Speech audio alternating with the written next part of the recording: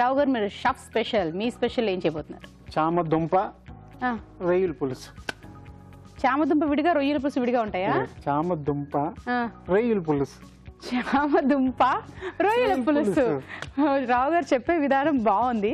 Okay, మరి చామదుంప రొయ్యల పులుసుకు కావాల్సిన పదార్థాలు ఏమిటో చూద్దామా? చామదుంపలు రొయ్యల పులుసుకు కావాల్సిన పదార్థాలు: చామదుంపలు 1 కప్పు, రొయ్యలు 1/2 కిలో, తరిగిన ఉల్లిపాయ 1, తరిగిన పచ్చిమిరపకాయలు 2, అల్లం వెల్లుల్లి పేస్ట్ 1 టీ స్పూన్, కరివేపాకు 2 రెమ్మలు, ఆవాలు 1 టీ స్పూన్, ఉప్పు తగినంత, కారం తగినంత, పసుపు చిటికెడు, ధనియాల పొడి 1 టీ స్పూన్, జీలకర్ర పొడి 1 teaspoon, garam masala 1 teaspoon, చింతపండు తగినంత, కొత్తిమీర కొద్దిగా, మెంతులు 1/2 టీ స్పూన్, నూనె 3 టేబుల్ స్పూన్లు. చామదుంప రొయ్యల పులుసుకు కావాల్సిన పదార్థాలు చూసారు కదా, మరి రావు గారు స్టార్ట్ చేసేద్దామా? ఓకే, చాలా ఇంగ్రీడియంట్స్ ఉన్నట్టున్నాయి. పులుసు కదా కొంచెం అన్ని ఉన్నాయి చాలా. సో ఫస్ట్ నూనె. మన ఇంతకు ముందు రెగ్యులర్ ప్రాసెస్ కి వచ్చినట్టు ఆ చట్పట్ చట్పట్.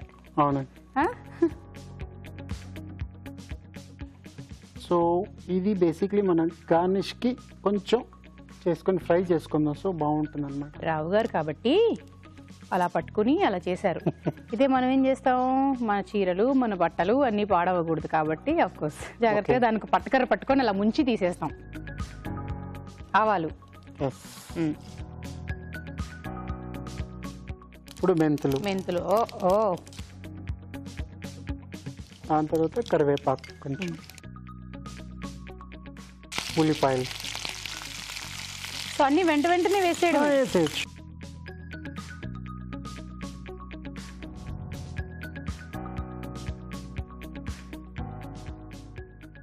పచ్చిమిరపకాయలు,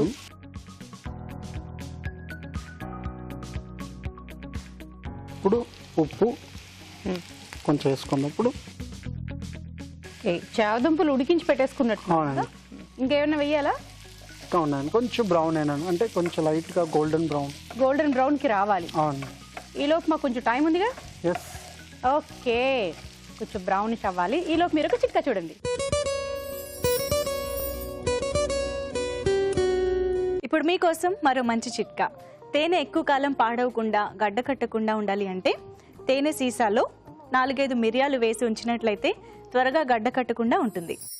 ఓకే, రావు గారు అయిపోయింది అనుకుంటా. ఆల్మోస్ట్ అండి. చూడండి కొంచెం బ్రౌన్ అయింది కదా.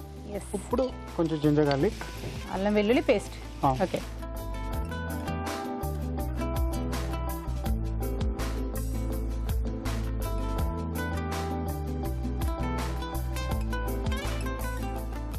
ఇది కూడా రెడీ అయినట్టుంది.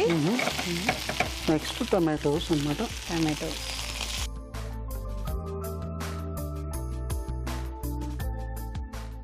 చామదుంపలు ఊరికే వాటర్ తోటి బాయిల్ చేసేస్తున్నారు, ఇంకేమైనా అందులో యాడ్ చేస్తారా? వాటర్ తోటి బాయిల్ చేయడం అంతే. మీకు ఇంకోటి ఏంటంటే బాయిల్ చేసి మీరు క్రిస్పీగా ఫ్రై చేయొచ్చు. కొన్ని వాళ్ళకి జిగటగా ఉంటే పట్టదు, నచ్చదు. దానిలో మీరు కొంచెం క్రిస్పీగా ఫ్రై చేసుకుంటే బాగుంటుంది, కొంచెం టేస్ట్ యాడ్ అవుతుంది ఇంకొంచెం. ఓకే, అదండి. ఉడకపెట్టేయడమే కాకుండా కొందరు అలాగా వేయించినవి అయితే ఉడకపెట్టి వేయించాలి. ఉడకపెట్టి ఆ తర్వాత కొంచెం ఆయిల్ వేసి వేయించుకుంటే అవి కొంచెం క్రిస్పీగా అంటే గట్టిగా ఉంటాయి, బాగుంటాయి అనమాట క్రిస్పీగాని. సో అలా కూడా యాడ్ చేయొచ్చు. కారం, పచ్చిమిరకాయలలో ఆల్రెడీ మనకి కారం వస్తుంది. ఇప్పుడు ఇంకొంచెం మీరు కారం యాడ్ చేసుకున్నారు.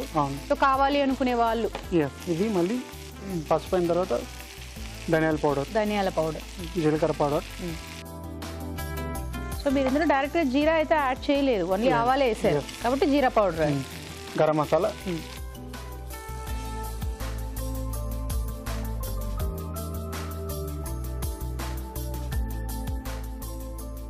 డ్రైగా అయిపోయినట్టుందిగా.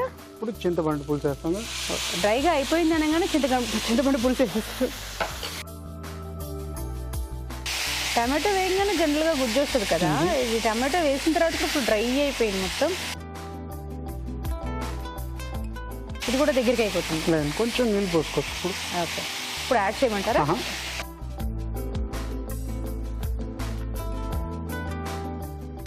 కొంచెం పోయింది. ఇప్పుడు రొయ్యలు వేసేస్తున్నారు.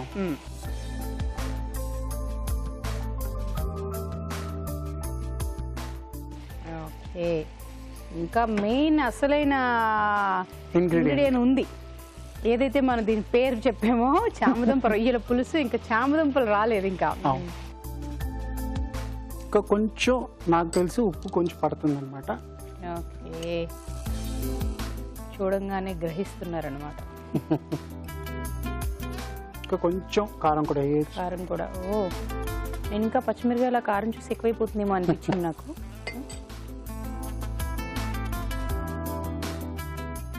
ఇది రైస్, ప్లెయిన్ రైసేనా? నేను ఇంకేమైనా పర్టికులర్ ఈ రైస్ తో బాగుంటుంది? రైస్ తోటే బాగుంటుంది మీకు. ఓకే, ఇప్పుడు ఫైనల్ గా చామదుంప. ఓకే, మెయిన్ ఇంగ్రీడియంట్ వచ్చేసింది. మీకు చామదుంపలు అంటే ఇష్టమా మీకు? కొన్నోళ్ళకి చామ అంటే ఒకలాగా చేస్తారనమాట. నేను ఏ ఫుడ్ అయినా ఇష్టంగానే తినేస్తానండి. అదే మన దుంపలాగా ఉన్నాం అనమాట. గేసేసారండి రావు గారు మీరు గ్యాప్ లోని. ఆల్మోస్ట్ అయిపోయిందండి. So now time for plating.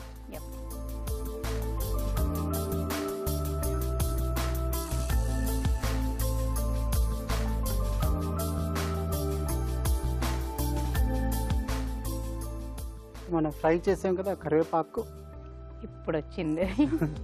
కొంచెం మీరు కొత్తిమీర కూడా వేసుకోవచ్చు. ఓకే, చామదుంప రొయ్యల పులుసు. Thank you. బాగుంది కదా, ఎమ్మిగా అనిపిస్తుంది. మరి టేస్ట్ చూసే ముందు దీని తయారీ విధానం ఎలాగో మరొకసారి చూద్దామా. చామదుంపల రొయ్యల పులుసు తయారీ విధానం. ముందుగా చామదుంపలు ఉడికించి ఉంచుకోవాలి. ఒక పాన్ లో నూనె వేసి ఆవాలు, మెంతులు, కరివేపాకు, ఉల్లిపాయ ముక్కలు, తరిగిన పచ్చిమిరపకాయలు, అల్లం వెల్లుల్లి పేస్ట్ వేసి వేయించాలి. దీనిలో టమాటో ముక్కలు వేసి వేగనివ్వాలి. తర్వాత ఉప్పు, కారం, పసుపు, ధనియాల పొడి, జీలకర్ర పొడి, గరం మసాలా, చింతపండు గుజ్జు, రొయ్యలు వేసి ఉడకనివ్వాలి. ఆ తర్వాత ఉడికించిన చామదుంపలు వేసి మరి కాస్త ఉడకనివ్వాలి. ఆపై కొత్తిమీరతో గార్నిష్ చేసి సర్వ్ చేసుకుంటే చామదుంపల రొయ్యల పులుసు రెడీ.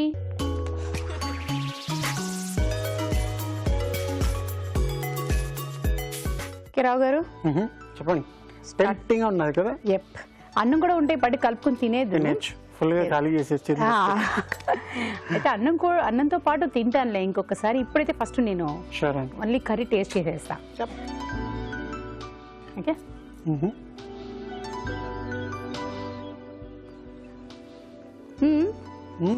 బాగుంది,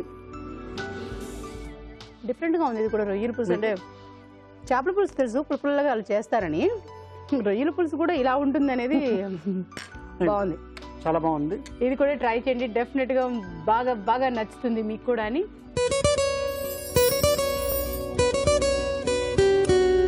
ఇప్పుడు మీకోసం మొదటి చిట్కా. పెదాలు స్మూత్ గా ఉండాలి అంటే పంచదార లేదా ఉప్పుతో పెదాలని లైట్ గా మర్దన చేసుకోవాలి. ఇలా తరచూ చేసుకుంటూ ఉంటే స్మూత్ గా అవుతాయి. కానీ ఆల్రెడీ పగిలిన పెదాలు ఉన్న వాళ్ళు మాత్రం ఇలాంటి ప్రయోగం చేయకూడదు. అలాగే పంచదార తీసుకునేటప్పుడు లావుగా ఉన్న క్రిస్టల్స్ కాకుండా సన్నగా ఉన్న క్రిస్టల్స్ తీసుకోవాలి. లేదా పంచదారని లైట్ గా పొడి చేసుకునైనా మర్దన చేసుకోవచ్చు.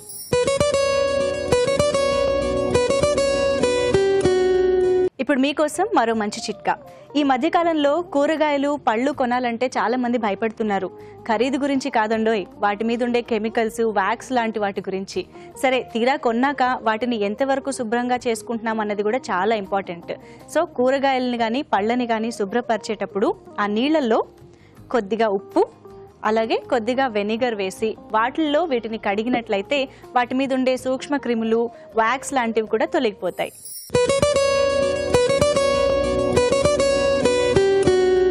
ఇప్పుడు మీకోసం మరో మంచి చిట్కా. ఆమ్లెట్ చాలా మంది చాలా ఇష్టంగా తింటూ ఉంటారు. అండ్ చేసుకోవడం కూడా సులభం కాబట్టి చాలా రెగ్యులర్గా కూడా చేసుకుంటూ ఉంటారు కదా. ఆమ్లెట్ మరింత టేస్టీగా రావాలంటే ఒక మంచి చిట్కా ఉంది.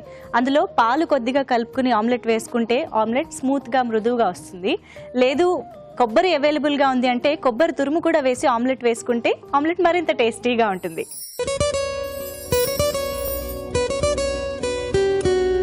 ఇప్పుడు మీకోసం మరో మంచి చిట్కా. పుదీనాతో గానీ కొత్తిమీరతో గానీ చట్నీ చేసేటప్పుడు అందులో కొద్దిగా పెరుగు కూడా యాడ్ చేస్తే చట్నీ మరింత టేస్టీగా వస్తుంది.